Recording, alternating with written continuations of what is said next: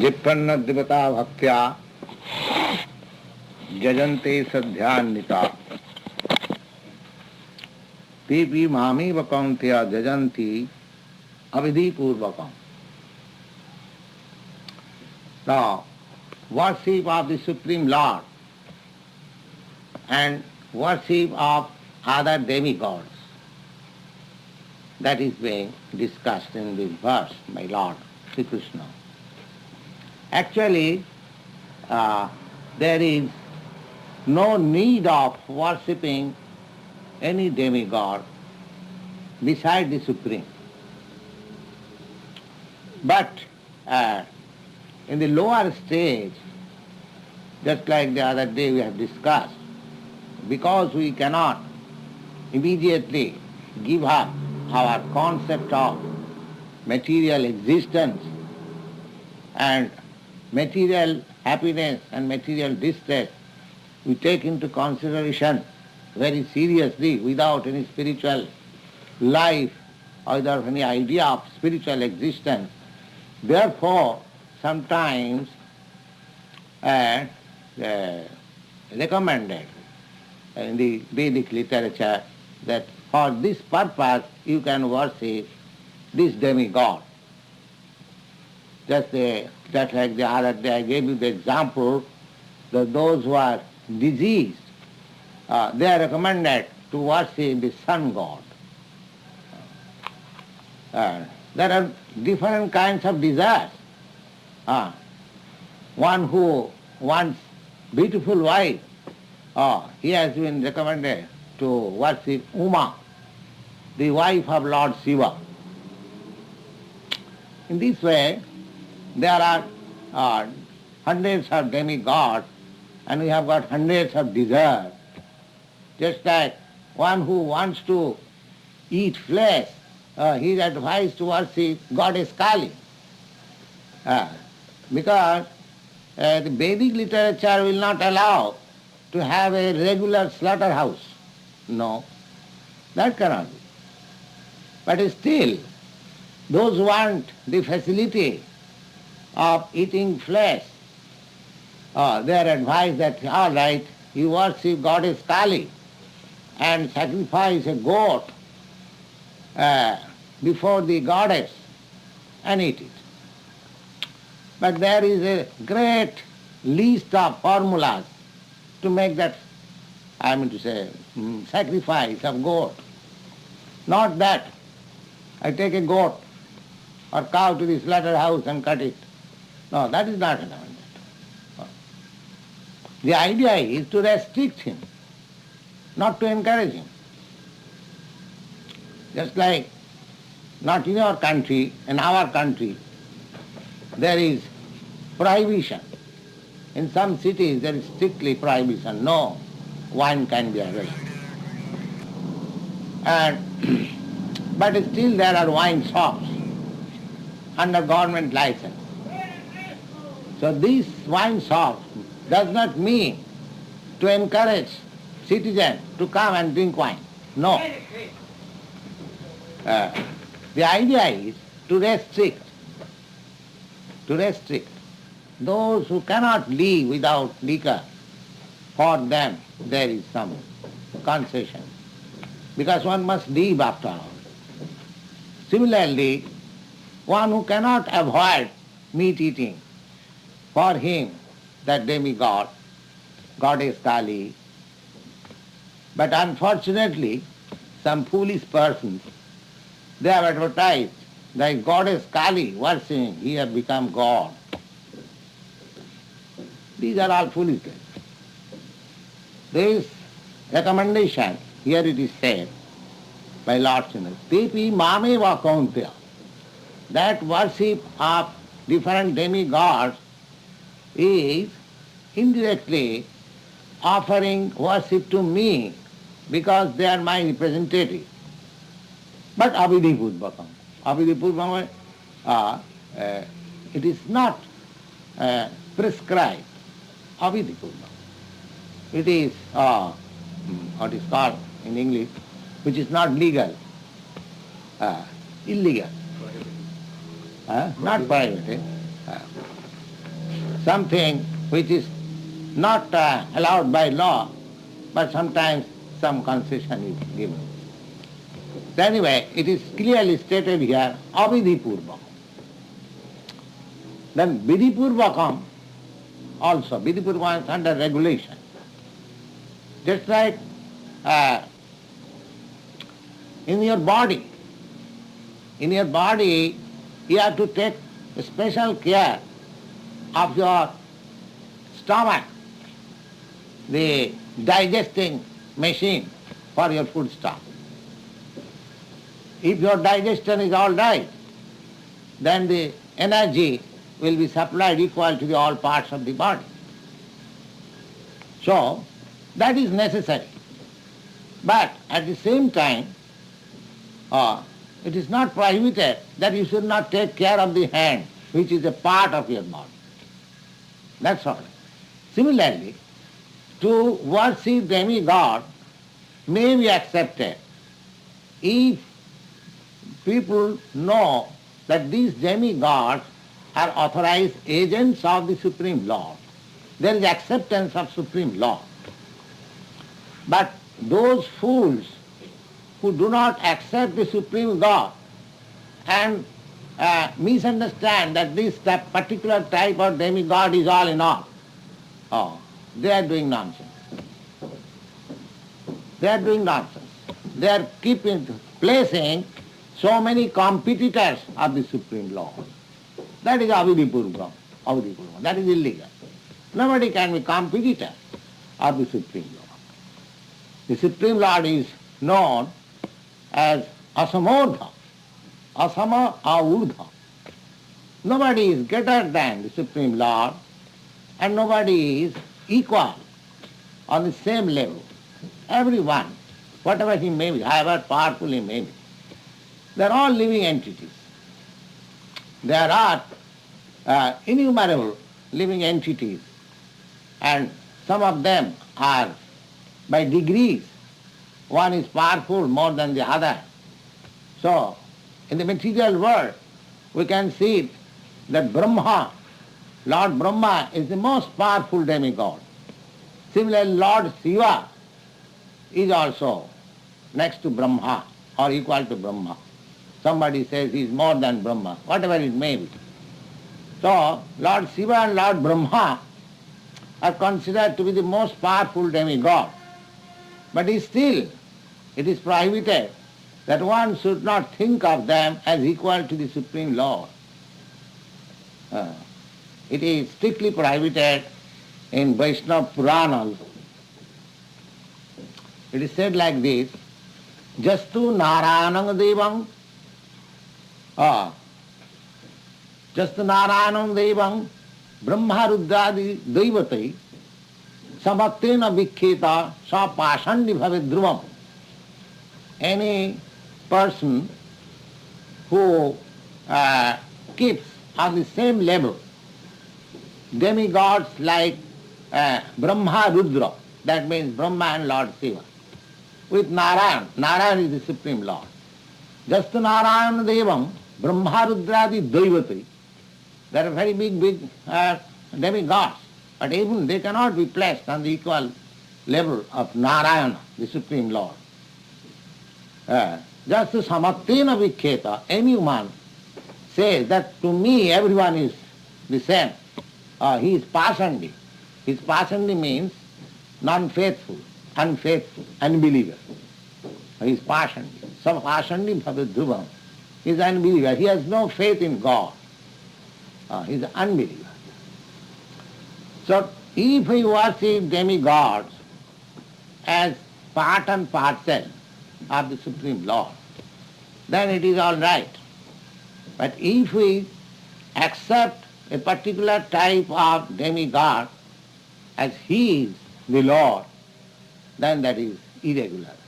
That is not accepted here in the Bhagavad Gita. Avidhi-purvakam. Aham hi sarvajagyanam bhokta cha prabhureva cha natumam abhijananti tattena ataschavantite. The Lord says I am the only enjoyer, beneficiary of all kinds of sacrifices. Aham hi bhokta, aham hi sarvajigganam bhokta. Bhokta means enjoyer. Just like in the office or in the factory, so many workers, they are working day and night producing money. But who is the bhokta? Who is the enjoyer? The enjoyer is the proprietor. They are not enjoyer, they are laborer, they are worker. Similarly, any kind of worship, any kind of sacrifice, any kind of charity, any kind of penance, any kind of austerity, any kind of philosophical discussion, any kinds of meditation. There are so many things recommended for self-realization or the Supreme Absolute Truth realization. So Lord Krishna says, all those processes, the ultimate beneficiary is I am, myself, Lord Krishna. Aham hi sarvajogganam bhokta, prabhurevacha, master. Prabhu means master. Natumam avijananti. People do not know me. Natumam avijananti, that Krishna is the supreme enjoyer, the absolute enjoyer. We are all enjoyed. There are two things, enjoyer and the enjoyed. Just like a crude example can be given, that the husband and wife, the husband is supposed to be the enjoyer and the wife is supposed to be the enjoyed. But the enjoyment is the same for both. But if we make division, it is understood that the husband is predominated and the wife is predominated. So here, Prabhu means he is the predominator and everyone is predominated. Everyone. Therefore, those who are predominated, their duty is to satisfy the predominator. And when the predominator is satisfied, both the predominator and the predominated gets the equal result. So, the Vaishnava philosophy, they want to remain predominated by the Supreme Predominator. And the Mahabharata philosophy, the monists, they want to merge into the predominator. Their idea is to become themselves predominator. When they fail to become predominator in this material world, we are all trying to become predominator. Everyone is trying. Bhokta. And competition is going on. You are some predominator, say over 1,000 of worker or office clerks, your office is so big, so I want to make my office bigger than you. So I want to become greater predominator than you. This is our competition is going. But none of us is actually predominator. We are all predominated. And because we do not know that I can never be a predominator, therefore I am under illusion, Maya. The real predominator is the Supreme Lord Krishna.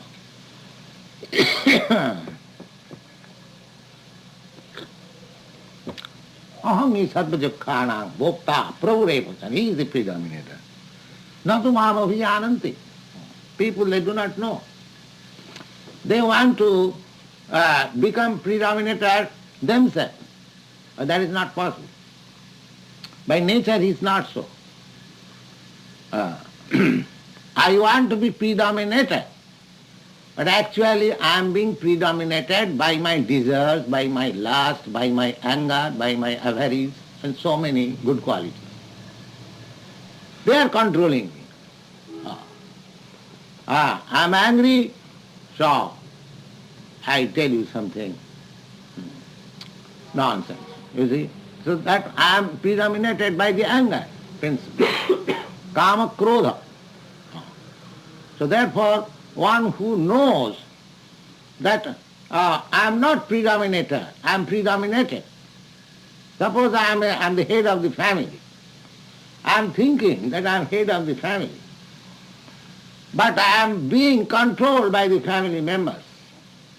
I want to satisfy my wife, I want to satisfy my children, and if they are unsatisfied, then there is disruption in my family. Suppose I want to become the president. So my business will be to keep the citizens satisfied. Otherwise, next vote I shall not get the post. So I am being predominated by the voting powers. But I am thinking that I am predominated. This is called illusion. Nobody is predominated. He is predominated by some other principle. Therefore, one who knows this, one who does not know, natu mama vijananti, one who does not know, tattena atas chavantite, they fall down under the illusion, chavanti. And one who knows that I can never become the predominator, I shall always remain the predominated. If I do not become predominated voluntarily by the Supreme Lord, if I do not surrender unto Him and voluntarily agree to be predominated by the Lord, then I shall be predominated by the elements of material nature. This kama, krodha, lobha, lust, desire, anger, enviousness, so many things. They will predominate. The senses will predominate. Actually, you are, at the present moment, you are servants of the senses. My senses dictate something, I am obliged to do it. I cannot avoid it. Very simple thing. As soon as my tongue dictates, please smoke, immediately I have to take one cigarette. Immediately.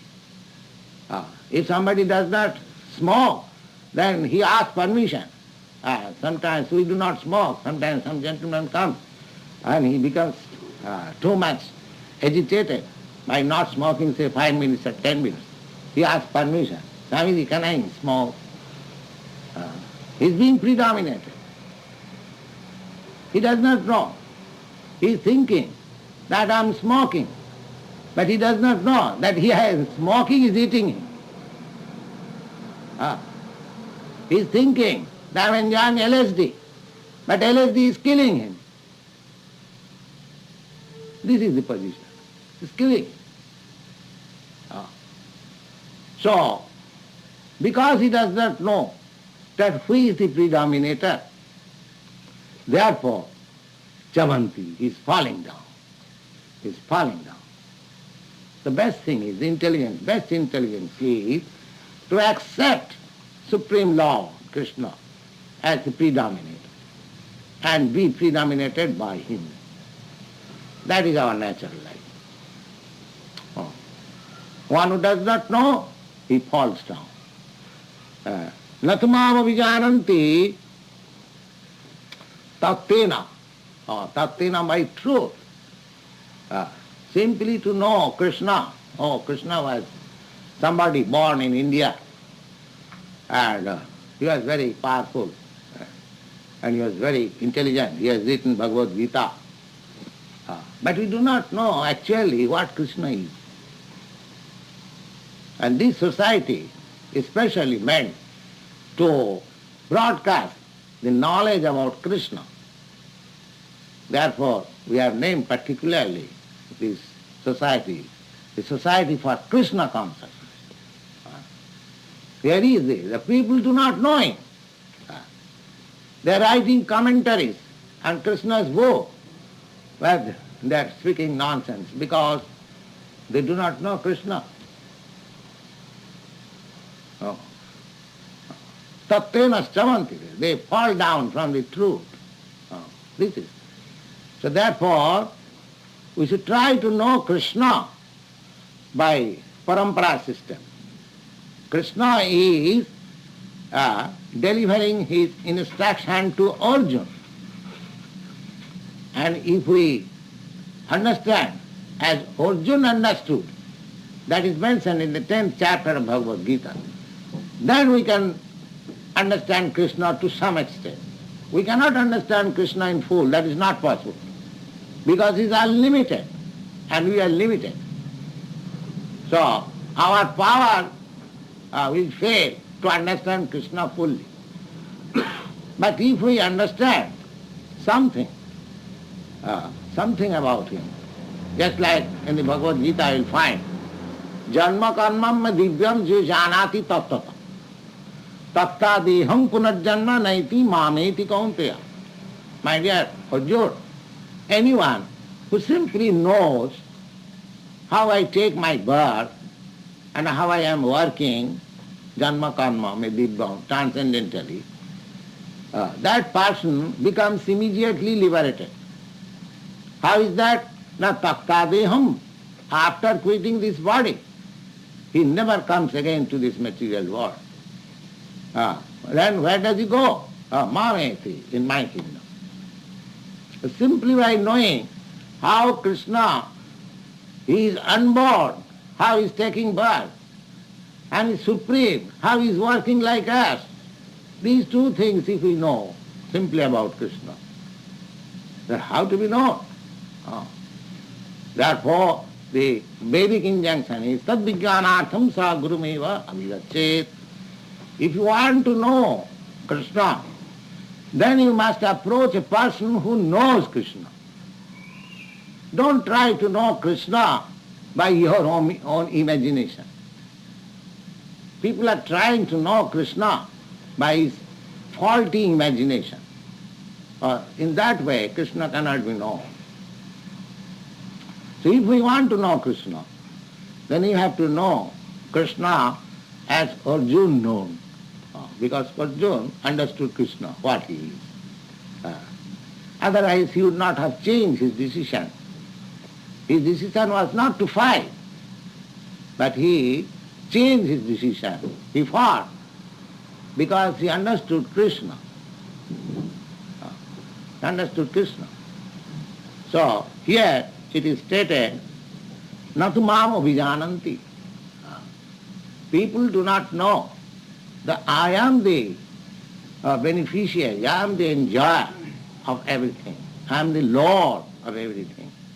Therefore everything should be done for me. Everything should be offered to me.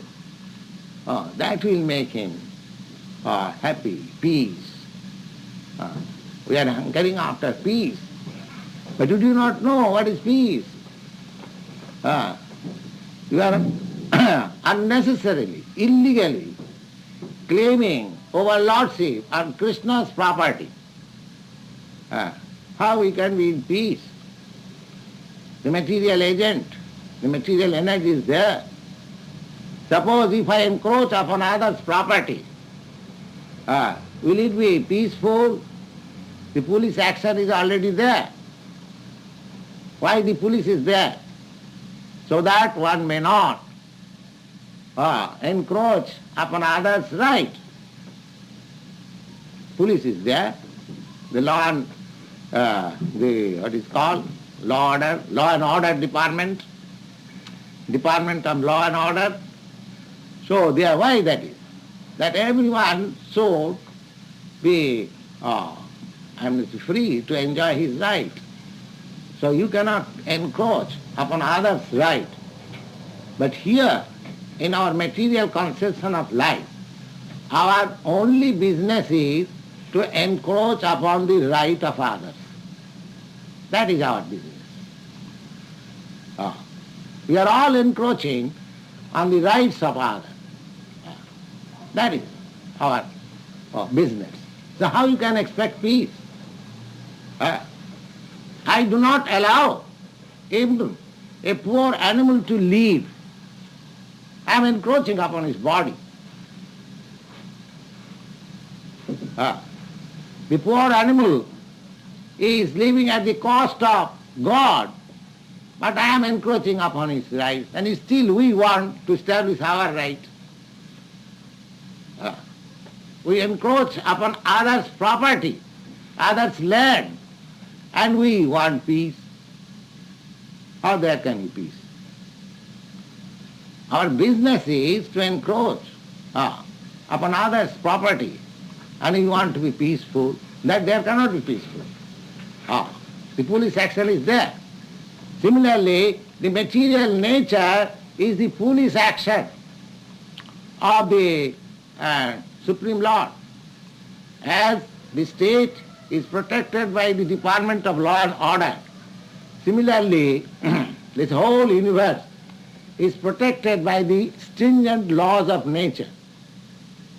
If we violate the stringent laws of nature, will not, excuse me, even a child, if he transgresses the law of nature, if he touches fire, the fire will not excuse because he is a child. No. Ignorance is no excuse. Similarly, everything, the Prabhu, the Supreme Lord, God is the proprietor of everything. Aham sarva jagyanam bhokta cha prabhureva cha. Natu mama vijananti. They do not know that God is the proprietor of everything, so they are encroaching upon God's property and nature is punishing. This is our position. You cannot avoid. Daividhyesa gunamai mama maya duratya. The law of nature is very strong and stringent. Just a small example. A child touching fire. Fire does not excuse. You see how much stringent law of nature. So law of nature is very stringent. So everything belongs to Krishna or the Supreme Lord, and we do not know it, and therefore we are encroaching upon the property of Krishna, and law is the law of nature punishing us. This is the law. Then if you want to stop this, then you have to surrender to the law. Mame vaja prapadanti mayami tang taranti de. Anyone who surrenders unto the Supreme, he becomes away from the stringent laws of nature. He becomes peaceful. He becomes happy. One who is in Krishna consciousness, he is happy. He is peaceful. He does not do any harm to anyone, not even to the ant. What to speak of other animals? He enjoys according to the direction of Krishna. And enjoys very nicely. So his life becomes peaceful, happy, and everything that is desirable. He becomes qualified with all the good qualities. Jasyasti bhakti bhagavata kinchana sarvai gunai tatra samasati sura. Anyone who becomes Krishna consciousness, all the good qualities automatically develops. They develop. Harava bhaktasya kuto mahadguna. And one who is not in Krishna consciousness, he has no good qualification at all. Why? Manorathena asato dhav, because he is hovering over the mental plane. He has no more any touch with the spiritual plane. So long we are on the material plane, or gross bodily plane, or subtle mental plane, we have to suffer. We have to go to the spiritual platform, and that spiritual platform is Krishna consciousness. We have to change the consciousness from material platform, from mental platform, from intellectual platform to the platform of Krishna. That is our program, Krishna consciousness. So if we become fully Krishna conscious, there is no chance of falling down. If we do not become, then there is always chance of falling down, down, down, down. Thank you very much.